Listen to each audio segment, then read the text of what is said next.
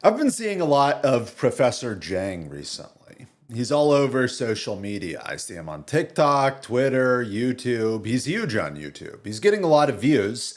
And I think one reason why he gets a lot of views is because he's made some pretty good predictions that have come true. Some of his predictions that have come true that I'm aware of, he predicted Trump would win the election. He predicted the Midnight Hammer attack on Iran, the bombing attack on Iran's nuclear facilities a few days in advance.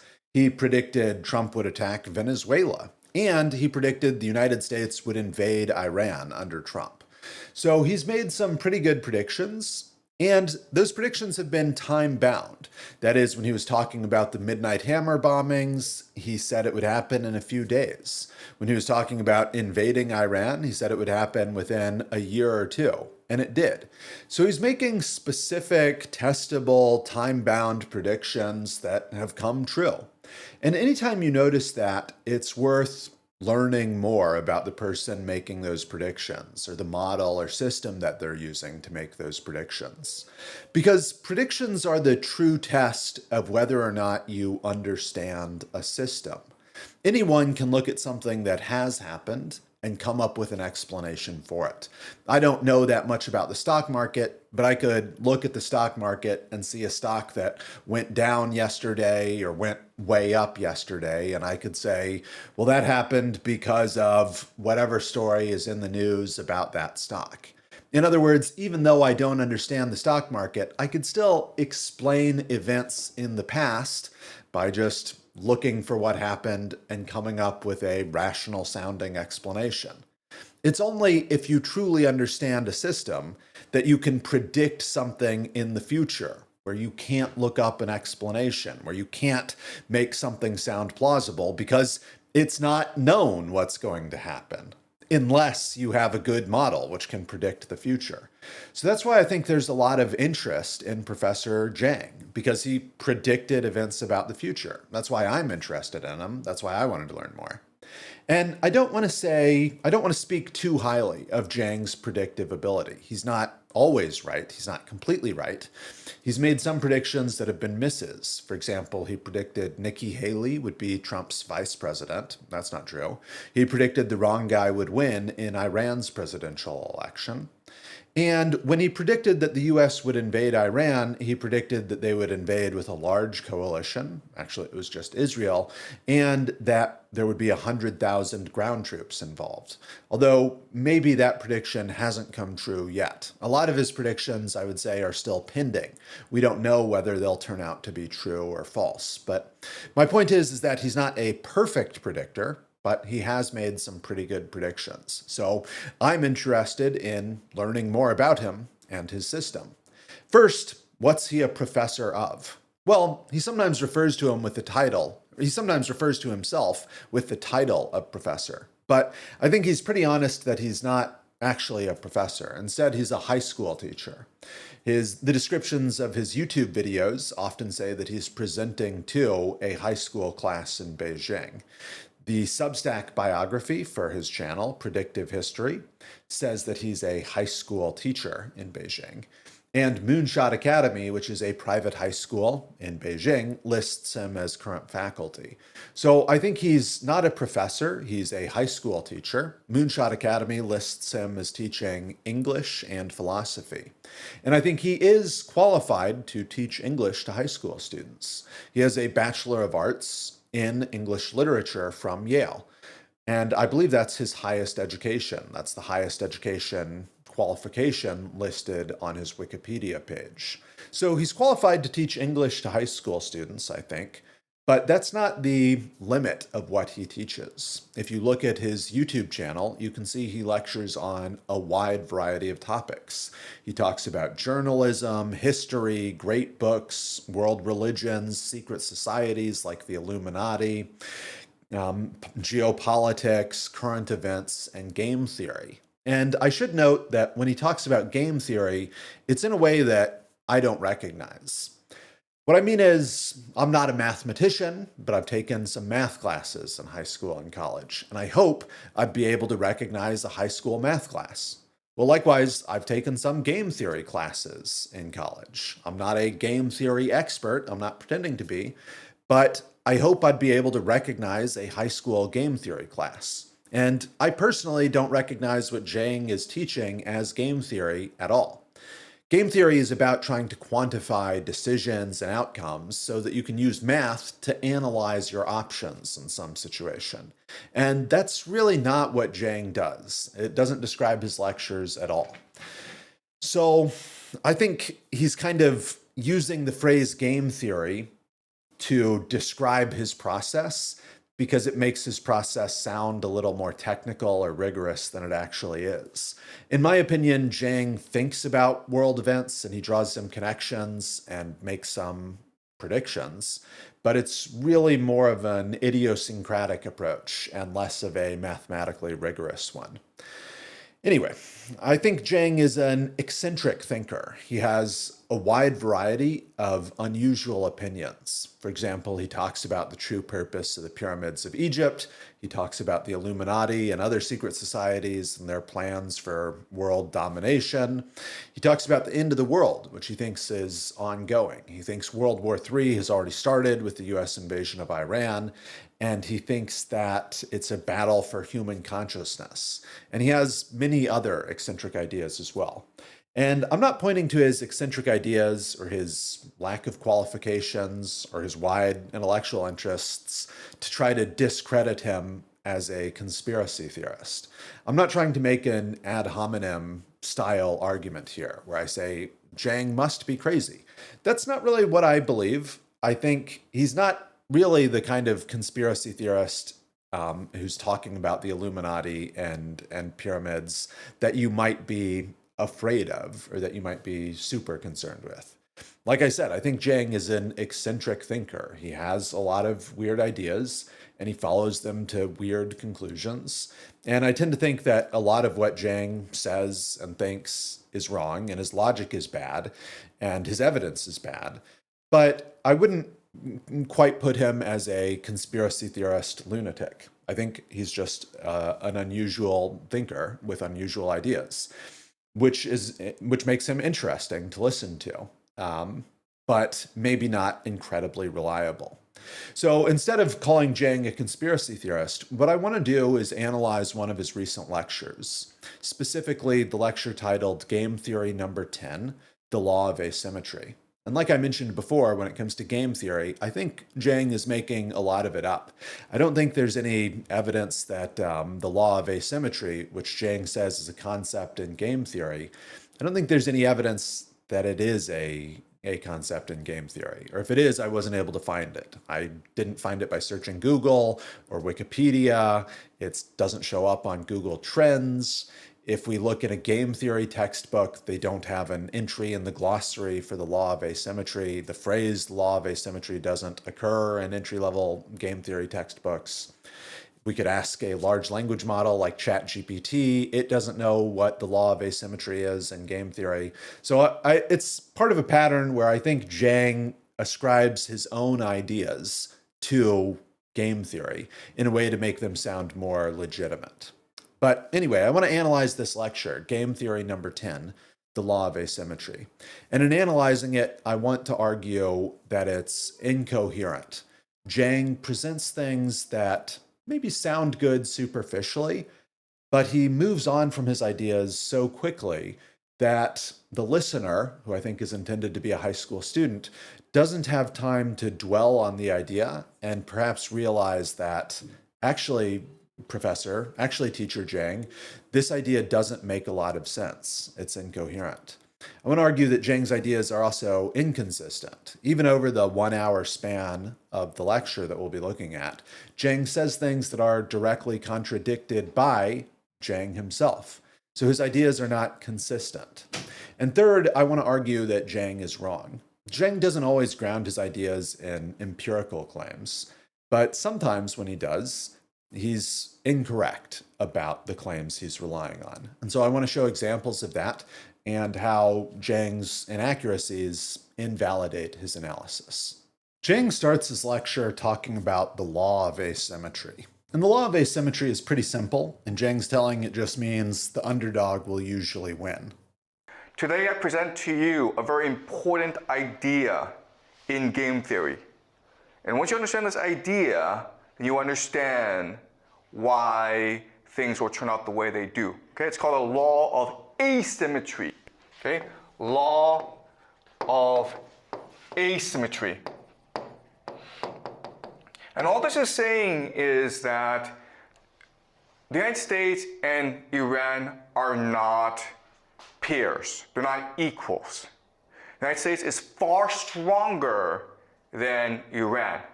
And we should expect the United States to overwhelm and destroy Iran really easily. But the law of asymmetry states that that's usually not the case. It's usually the underdog that has the advantage.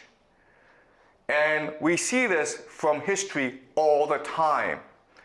But if Iran is the underdog, and the law of asymmetry means the underdog will usually win, then doesn't that make the United States the underdog? And then the law of asymmetry means that the United States will... Okay, I'm being a little bit glib, but the law of asymmetry doesn't make sense to me. And I don't think it's a real law. As I mentioned, I wasn't able to find anybody else writing about this or using this term. I wasn't able to find any research on it.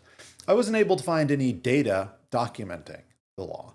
So we might hope that some researcher had compiled a list of all the empire versus underdog wars in history, and then had counted and found percentages likelihood to win for empire versus underdog's likelihood to win. And then that data would make us believe Jeng's claim that the underdog was more likely to win than the empire. But that just doesn't exist. I think Jeng has made up the law of asymmetry. So we don't have any data to make us believe in the law of asymmetry if it did exist, which I don't think it does. Jeng does give us some examples of empires losing wars against an underdog.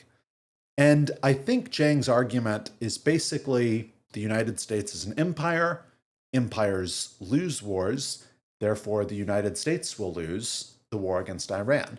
And the problem with this argument is that empires win wars sometimes also.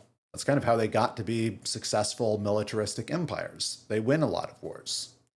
So if we had gone back to look at all the data and figure out what all the empire versus underdog wars are and how frequently the empire wins, then we might have an idea that, well, empires sometimes win wars, and maybe they win wars more often than underdogs. Maybe that's why the underdogs are underdogs. And if that's the case, we have an alternative argument that says the United States is an empire, empires usually win wars, therefore the United States is likely to win. And Jeng doesn't really wrestle with that or bring up or contest that alternative argument at all, because it seems like he hasn't thought about that alternative argument because there is no research into how likely empires versus underdogs are to win wars. And as we start to dwell on this question, I think we can understand that it's more complicated than it seems at first. And what I mean is, what does it mean to win or lose a war? So if we think about recent US engagements in the Middle East, one that stands out is Libya. And the basics of it, as I understand it, are there's a United States and NATO-led air campaign against Libya, and the United States backs some rebel or insurgent groups who overthrow the current regime, and the country kind of fractures and breaks apart into civil war. Tens of thousands dead, thousands or tens of thousands dead. And what I'm getting at is, did the United States win this war? I think it's hard to say, really. I don't know exactly what the United States objectives were, and I don't know if those objectives were met. And I don't want to foray too far out into geopolitics, but I don't think it's clear if the United States won that war or not. I think it's much more clear that the previous regime in Libya did not win the war. They lost the war. Gaddafi, the previous leader, is dead. So what I'm trying to get at is it's difficult to say, even in recent conflicts, who exactly won and who exactly lost. And that difficulty would be compounded if we were looking back at all the wars in history to say this, ancient empire, what were they really trying to achieve? Did they really win or lose? That would be quite a big challenge. So not only is the data not there, it's not really obvious, at least from the superficial look we're taking here, it's not really obvious how you could get that data if you were trying to get it, how you could figure out, are empires more or less likely to lose than the underdog? So I think that's a weakness of Jang's approach. I would expect a college professor, if they were talking about a real thing, to refer to an existing body of research. And so then we could listen to the professor's claim and we could go look it up and we could see how researchers have dealt with these challenges and how they explore and grapple with and quantify the challenges of what is an empire, who is the underdog, what are the objectives in the war, who wins or loses. And we could see what data they come up with and how good the model is, how frequently it predicts the winner or the loser. But because I think Jeng has just made up this law of asymmetry, we can't really do that. So we can't dwell on the issue. We can't dig deeper and get the data and get the reasoning because it doesn't exist. Jeng has just made this up. So instead of calling it the law of asymmetry, I think it's more apt to call it Jang's claim, Jang's unsubstantiated claim that underdogs usually win. And I just don't know how much weight to give that claim because we don't have the data or the research. So I would put this law of asymmetry into the bucket of being wrong. I don't think it's a real law. Jang ascribes the law to game theory. That doesn't make sense. Game theory is not concerned with the history of wars. Game theory, again, is about quantifying decisions and outcomes so you can use math to analyze them. It's not about history or geopolitics exactly, though you could try to apply game theory ideas to geopolitics or history. But the point I'm trying to make is it's not a real law. It wouldn't be game theory if it were a law. And we don't have the data or the evidence to support this law. Jeng says the empire has three advantages. The advantages he gives are mass, meaning more population. The empire is bigger. Organization, the government of the empire is better organized, they have better technology, and so on. And three, depth, meaning it doesn't matter that much to the empire. If they lose, they can come back and try again. The empire won't be destroyed. It won't be a big deal. It's a much bigger deal for the underdog if they lose. And then Jeng says that each of those three seeming advantages are actually disadvantages if you think about them. So for mass, population, Jeng says, population leads to inequality. The bigger your population, the more unequal your society is, and that inequality will lead to a lack of motivation. What we need to understand is that all these advantages are ultimately disadvantages in the long term. All right, so let me explain what I mean. Mass, you have a lot of people, okay? When you have a lot of people, you create a lot of inequality. Why? Because there's competition for resources. There's too many people, okay? And this often leads to debt and slavery. And as a result, your people become complacent, lazy, indifferent. They're competing against each other. They really don't like the government, okay? So they're not really that motivated to do anything, to work or to fight wars, but especially to fight wars. So this mass looks like an advantage in the beginning, but over time it becomes a disadvantage.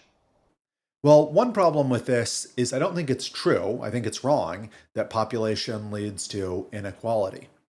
If we get data from the World Bank, we can get population for different countries and the Gini coefficient, which is a measure of inequality, where a bigger number represents a more unequal society. We can then plot all the countries of the world where X is population and Y is the Gini coefficient, and we can see that there's actually no relationship between population and inequality. That is, the more populous countries are not more unequal. We can also look at this longitudinally. That is, we can get the data for countries from 5 or 10 years ago and see how populous they were 5 or 10 years ago, how populous are they now, and how unequal were they in the past, and how unequal are they now.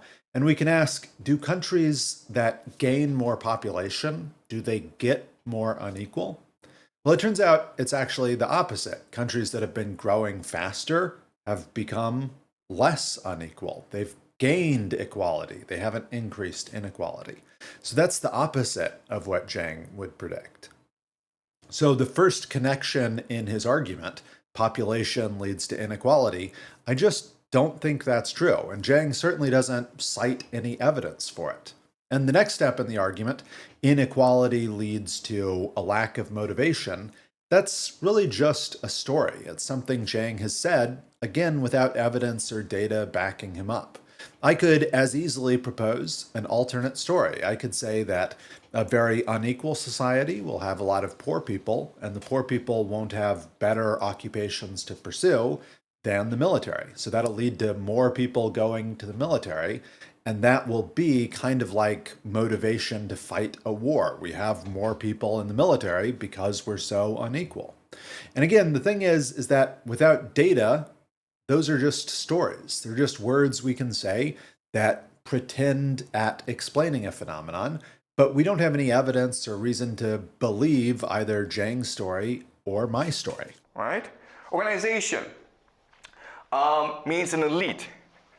The problem with this is that over time, the elite become parasites. Why? Because the way they make their money is through rent seeking. Jeng says the downside to better organization is elite overproduction. Too many elites will lead to rent seeking. Okay, well, the problem I have with this argument is that it's inconsistent. Jeng applies it only to the American side, but not to the Iranian side. So, for example, Jeng says too many elites, there's too much rent-seeking behavior. Okay, well, Iran's economy mainly runs on oil, which comes from the ground, a classic opportunity for rent-seeking behavior. Who has more rent-seeking, America or Iran? Jeng doesn't explore that at all. He doesn't get into it, and he doesn't quantify it, or even try to. He doesn't refer to anyone who does try to quantify it. And he also doesn't try to explain how rent-seeking behavior is a military disadvantage. If I imagine a stealth bomber flying past Iranian radar to destroy some target in the interior of Iran, how am I supposed to weigh the advantage of better technology versus the proposed disadvantage of more rent-seeking in the United States? I don't think it's a consistent analysis. Jeng hasn't applied it to both sides of the war. It would be like if I was analyzing a boxing match and I said that one boxer, this first boxer over here, he's at a disadvantage because he's short. And I never even considered the height of the second boxer. If the second boxer was even shorter, it would be inconsistent of me to bring up height as a disadvantage for the first boxer without considering it for the second boxer as well. The problem with this is that everyone wants to be part of the elite, and there are too many elite over time. Okay? So even though the elite have many kids, the power is a zero-sum game, it's a hierarchy. And so this leads to the idea of elite overproduction. Okay? Elite overproduction. This is a term coined by the historian Peter Turchin. Okay?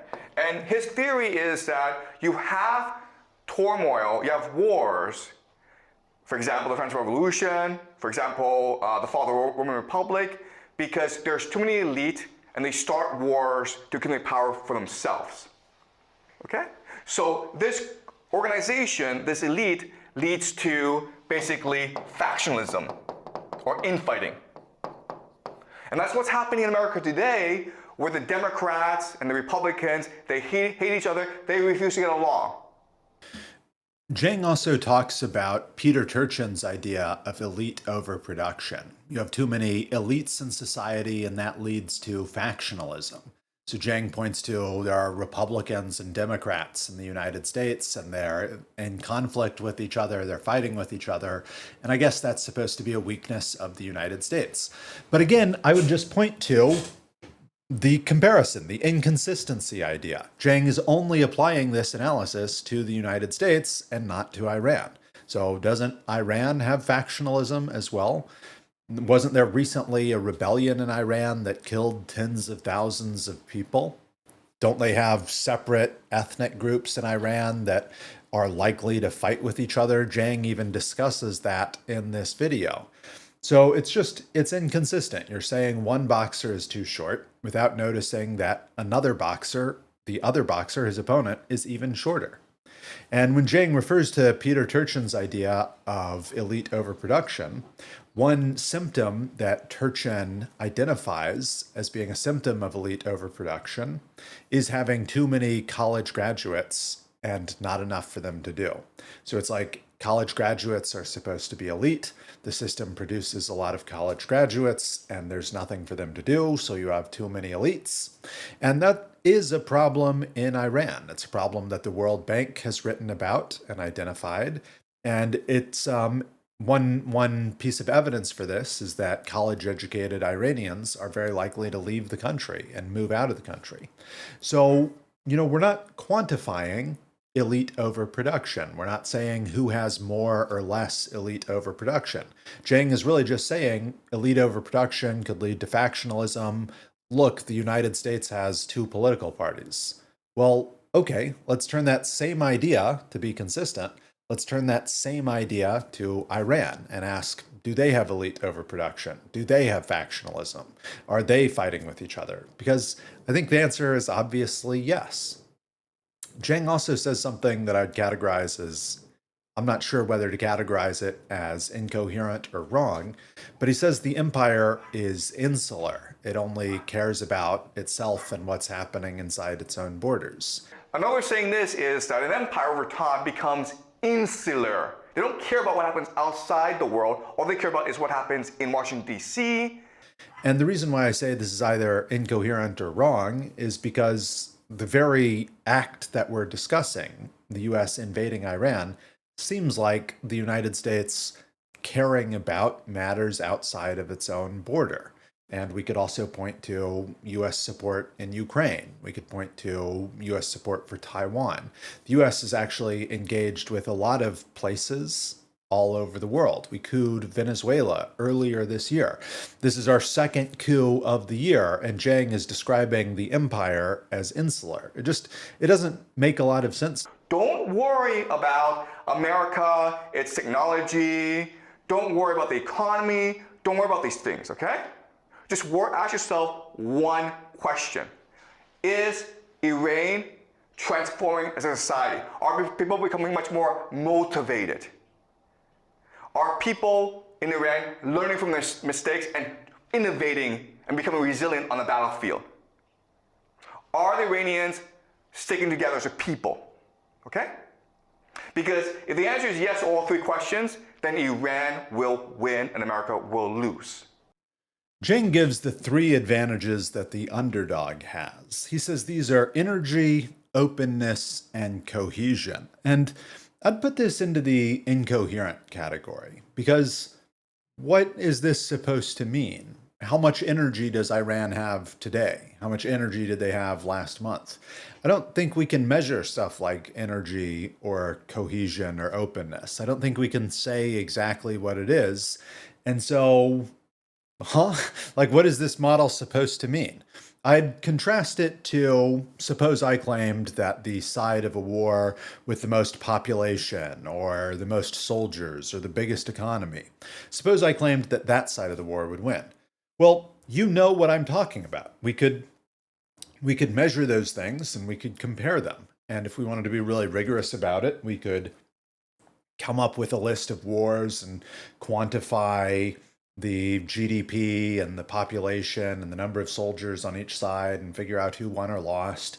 We could do a regression where we'd have regression coefficients for each of those values. And then we could discuss the relative importance of population to economy to number of soldiers and how meaningful those were to your likelihood to win or lose a war. And that would be a coherent model. You would know what I was talking about. You would understand the model. You could understand the relative importance, and we could measure how good or bad the model was. But Jang's model, energy, openness, cohesion, those don't Those terms don't refer to real quantities that we can measure and assess. Or if they do, Jeng doesn't explain at all how we can measure and assess those things. I tend to think that this is kind of a just so type model. That is, Jeng can say the side with more energy, openness, cohesion wins. And then if Iran loses, he can just say, oh, they didn't have enough energy. They weren't cohesive enough, whatever. If Iran wins, he can say, yep, they had more energy, openness, and cohesion. Because we can't really measure it, we can't really see what Jeng is talking about, it's really just a just so kind of thing. It's like if I'm watching a boxing match and I say, the most important thing in boxing is chi. The side with the most chi will win. And then we watch the boxing match and boxer number 2 wins. Well, then I just say, yep, he had the most chi. Since we have no way of measuring or assessing chi, it's really just a thing that I say. I decide who has the most chi based on who wins. And who wins? Well, it's the person with the most chi. So I think this is just an incoherent model. You become smarter because you have access to ChatGPT? No, you become dumber because you become lazy, right? Same thing with technology. You would think that with the most advanced weaponry in the world, America would become invincible, but instead, the American military becomes too dependent on the technology. It becomes too arrogant, too complacent. Jeng says that America specifically, not empires in general, America has 3 advantages, which he says are technology, propaganda, and money. So technology is the superior satellites and missiles and airplanes and so on. And technology makes you lazy. Jeng gives the example of ChatGPT. ChatGPT, does it make you smarter? He says, no, it makes you lazy. And this, I think, is, I guess I'd put it in the incoherent bucket. Because again, we can't really quantify what you're talking about. It's not anything specific. It's not anything concrete or that we could measure. And I don't think it makes a lot of sense in terms of what Jeng wants to use this argument for. So if we think about ChatGPT, if you and I are in an essay writing contest, and the contest is who can write the most essays, well, even if ChatGPT makes me lazier, I become a worse writer, or I become unable to write a full essay by myself, ChatGPT is just going to be a huge advantage in the essay writing contest. It's going to write thousands of essays for me in the time that you can write one. So technology might make me lazier in some character sense or in some actual sense about my person, but that doesn't imply it's a disadvantage in terms of what we're using the technology for. Or analogously, if there's an Iranian soldier who wakes up at 4 a.m. to run 10 miles to the battlefield, that soldier might have great personal virtue, whatever the opposite of laziness is, hard workingness, whatever. And there might be an American soldier who wakes up late and drinks coffee as he sits in a data center and pilots a drone. And that American soldier might be made lazy somehow by technology. But that deficiency of character is not going to be meaningful on the battlefield. The drone is still going to shoot the Iranian soldier who was hardworking, and that'll be that. So Jeng doesn't make any effort to quantify or measure or show data to validate his claim that technology makes people lazy. And even if it did make people lazy, well, how meaningful is that militarily? Propaganda means that America controls information space. It controls the internet. It controls the world's most powerful media, including the New York Times, CNN, BBC. It controls YouTube. It controls Google. It controls information landscape. America does not want you to know something. It can hide it from you. America can control the discourse. It can control how you think about the world. That's propaganda. The second point is propaganda. Jeng says Americans control the information space. American companies control the media, control what the news is going to report. American social media companies control the internet, so they control the information that people will see. They're going to control what people will think. All right? So that's one problem. Propaganda. You would think that, oh, America can control the debate, Therefore, that's a huge advantage. It's actually not an advantage, guys. The reason why is that in order for innovation and resilience to happen, you need to have open debate, right? You need people to voice dissenting opinions. But if you control the information landscape, what you can do is censor. And that's what America's doing right now. It's telling people to shut up and obey. You're not allowed to point out that this war is stupid and America can't win this war. Otherwise, you'll be kicked out, okay? And here, I think this is inconsistent. So Jeng has just recently told us that one weakness of empires is fractionalism, factionalism. The US has these competing elites. We have Republicans and Democrats, and they disagree, and they're fighting with each other. Okay? So this organization, this elite, leads to basically factionalism or infighting. And that's what's happening in America today, where the Democrats and the Republicans, they hate each other, they refuse to get along.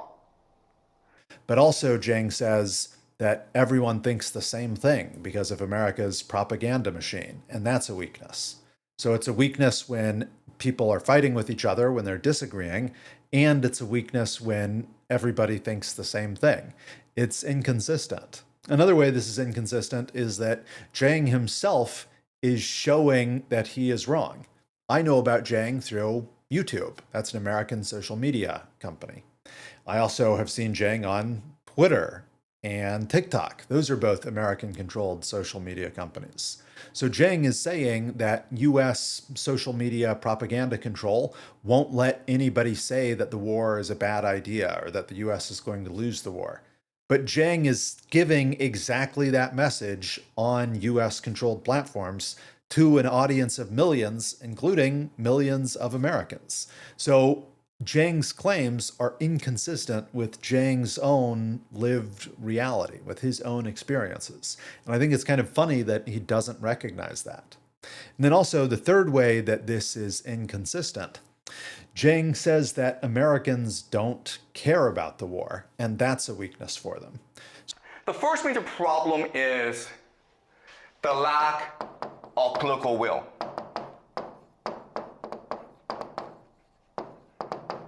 And all this is saying is that the American people don't want to fight this war. The American government doesn't even know why they're fighting this war. No one cares. So on the one hand, we have American propaganda can control what people think, and also Americans aren't interested in the war. I don't think you can have both of those two things be true. If American propaganda can control what people think, we could make people be interested in the war. And if people aren't interested in the war, it implies we can't control what people think. So this whole point about propaganda, I think, is just inconsistent. And then finally, Jeng says the United States has infinite money, but this is going to be a problem because we're going to use the money to bribe people, and the bribed people will not really be working in our interest. They'll just be working to get more money. And, maybe that's true, but I don't know how compelling it is because, again, we don't really have any way to weight this or think about this in contrast to the alternative. So if you imagine we use our infinite money to supply the Kurds with weapons and the Kurds fight the Persians or the rest of the Iranians, well, if the Kurds are only fighting for money, as Jeng says, again, one, I don't know if he can validate that, if he can prove that the Kurds would only be fighting for money as opposed to their personal interests or their regional interest, their desire to have their own state, whatever. I don't know if Jeng can defend that claim. But two, even if he could defend that claim, well, so what? What does that mean? If we use our money to encourage Iran's enemies to attack them, well, okay, if Iran's enemies are only doing it for money, their motives are less pure, perhaps. Maybe they won't fight as well, although, again, Jeng doesn't have the data to support that. It's just, what is that supposed to mean? Jeng doesn't explore that or explain that, in my opinion. Jeng says that America has three disadvantages, too. His first one is a lack of popular support for the war. I agree with that. But I think the lack of popular support proves his other arguments about propaganda, America controlling the information space and controlling what people think, lack of popular support proves that wrong, obviously. It proves wrong the idea that everyone thinks the same or that Americans aren't allowed to say they don't support the war. Obviously, they don't. Second weakness for America, according to Jeng, is that America doesn't have any factories. They aren't able to do production in America, and so they won't be able to sustain a long, drawn-out war. So America is very good at fighting short wars. Okay? The reason why is they're advanced, they have the most advanced weaponry, but they have manufacturing issues because, as we know, America shipped all its factories to China. Jeng's claim. And here, I don't think that's true. I think he's wrong. So one thing we could see is that there are laws that prohibit the Pentagon from sourcing vital defense material from China. So we actually have laws that encourage manufacturing of defense material in the United States.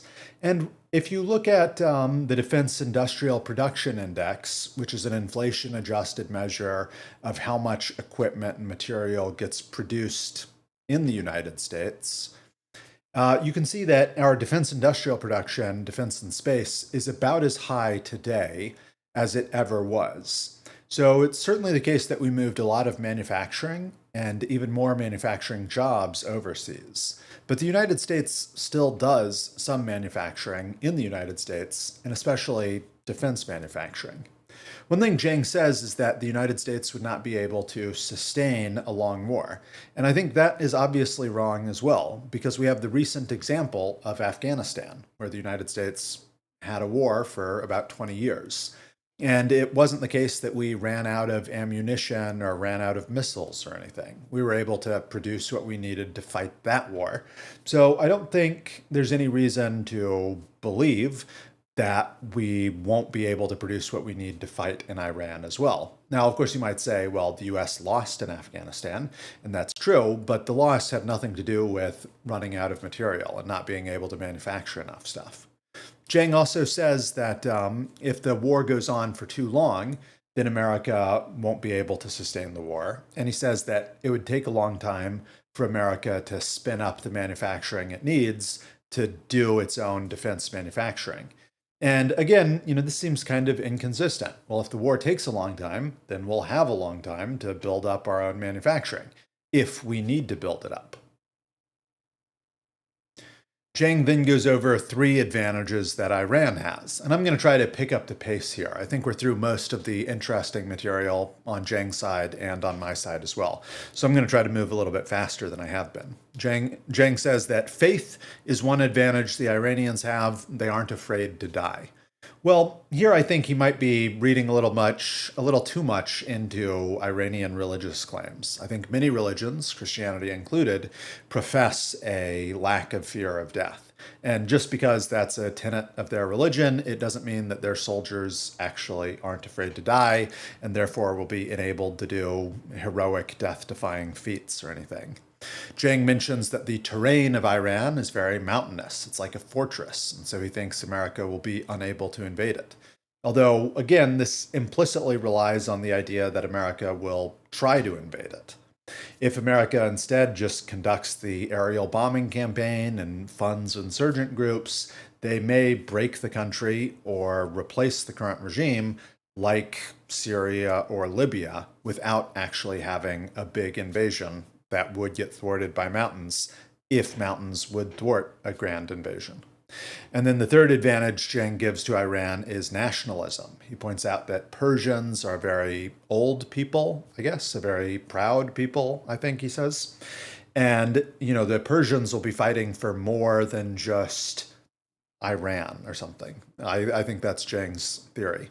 Jeng thinks that when the US arms insurgent groups like the Kurds or the Azerbaijanis and a third group whose name I've forgotten, Jeng thinks that they will provoke sentiment among the Persians, who will then resist these invaders. The Iranian Persians will become more cohesive and so on. And, I suppose that's possible. But I would just notice that being Persian hasn't made Iran invincible in war to date. Iran has lost other wars. Iran, I believe, was allied with Syria, and Syria was still overthrown by the United States. So, the lack of fear of death and their Persian power, that doesn't make them invincible in war, as we've seen recently. And Iran itself is not some ancient civilization, even if the Persian people might be ancient. I think really any ethnic group would be ancient. I'm not aware of which ethnicities have originated in recent times. Maybe mestizo or something, but the long livedness of your ethnicity, I don't think is really a component in military matters. And Iran as a country is not ancient. The modern Islamic Republic comes from 1979. Jeng wraps up by asking the question, if it's so obvious that America can't win, why will they invade?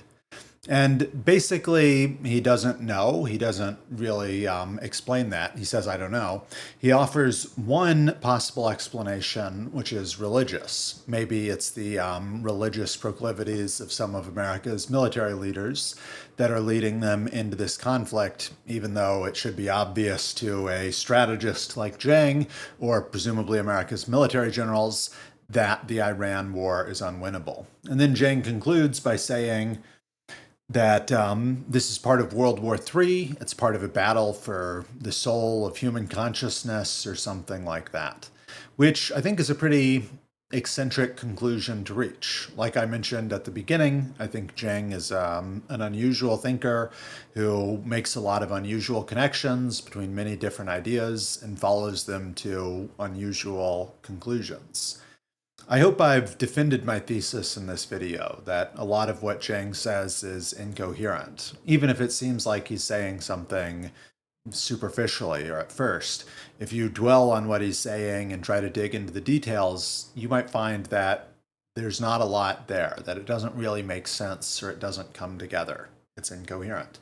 And it's often inconsistent. For example, Jeng says that America is too divided by fractionalism and excess elites. We have Democrats and Republicans, but he also says that America controls the propaganda sphere, so everyone thinks the same way, and also nobody supports the war, even though shouldn't our propaganda be getting us all on the same page? I don't know, it's confusing.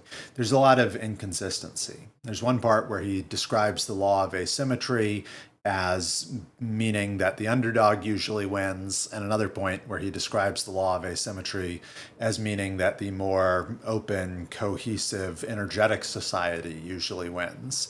So, and of course, there's nothing really written about the law of asymmetry anywhere, so we can't look it up to see exactly what it does mean or what Jeng is referencing. So, yeah, and then the third point I wanted to defend was that Jeng is wrong a lot. He makes claims like the US doesn't do its own defense manufacturing. Actually, yes, we do. We did not outsource that to China. That would be illegal. And we do about as much defense manufacturing as we ever have. Or the idea that as populations grow, they become more unequal. That doesn't seem to be true, or at least there's no evidence for it that I'm aware of. So, yeah, Jeng is often wrong, and his analysis depends on these wrong empirical claims about the world. So I hope I've defended those three critiques of Jeng in this video. And I want to wrap up by just, thinking for a few moments more about Jeng and his approach or his pedagogy, I suppose.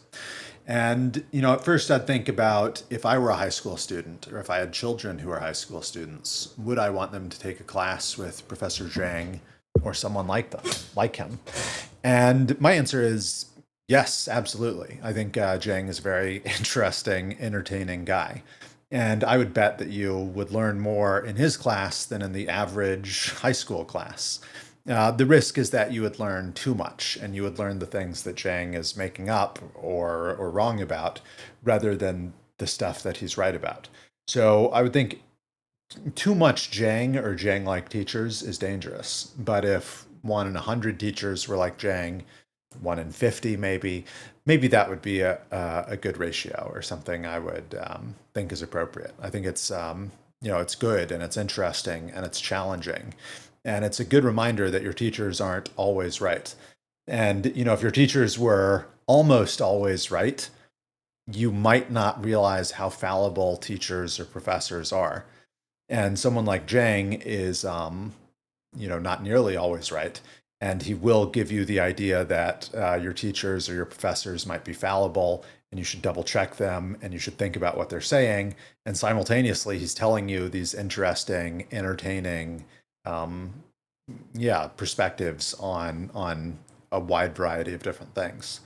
And I also think it's very much to the credit of the school that Jiang teaches at that he's allowed to teach his class this way and cover this wide variety of topics. I think that's pretty unusual for high school, and that's pretty impressive.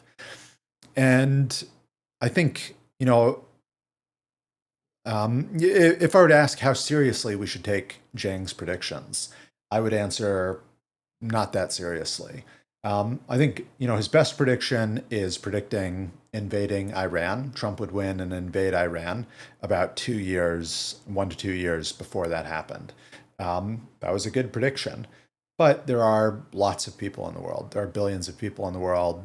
They make many different predictions, and so some of them will coincidentally be true. So a single good prediction, we shouldn't over-index on that. We shouldn't place too much faith in Jing. I think it's worth, hey, that was a good prediction. Let's look at your system. I hope I've started to look at his system here and I've presented it fairly. And to me, it seems not reliable and not well founded, and not a system that I would put a lot of credence in. That's not to say I think the U.S. will definitely win the war in Iran. I think it's possible that the U.S. will lose, similar to Afghanistan, or will reach some unsatisfactory conclusion, similar to a lot of our engagements in the Middle East recently, where even if we can't say it's a clear victory or defeat, we will look back on the war and regret it. I basically expect that to be true. And of course, it's not clear at all if there will be a ground invasion component the way Jang predicted. Maybe. I'm not taking a stance there. What I'm saying is that before I learned about Professor Jiang, I was uncertain on those questions. Will the US win? Will there be a ground invasion? And so on. And after having watched Jiang and heard his predictions, I'm still uncertain. I don't find his predictions that compelling. They're not something I take too seriously for reasons that I hope I've explained here. And then, maybe just a final closing thought on Jiang and his teaching. It's something I've been thinking a lot about recently.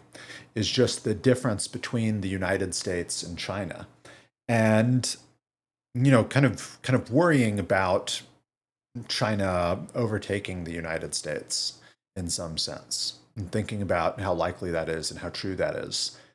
And the thing about Jeng's class that really stuck out to me is that Jeng will often ask students to read passages that he puts up on his smartboard.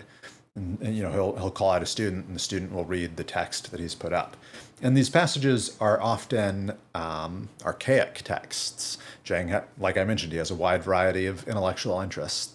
So you might be reading something about the Byzantium Empire, or an email from a U.S. general, or some of the great works of literature and so on. And this is a high school in Beijing, so these are presumably English as a second language students who read.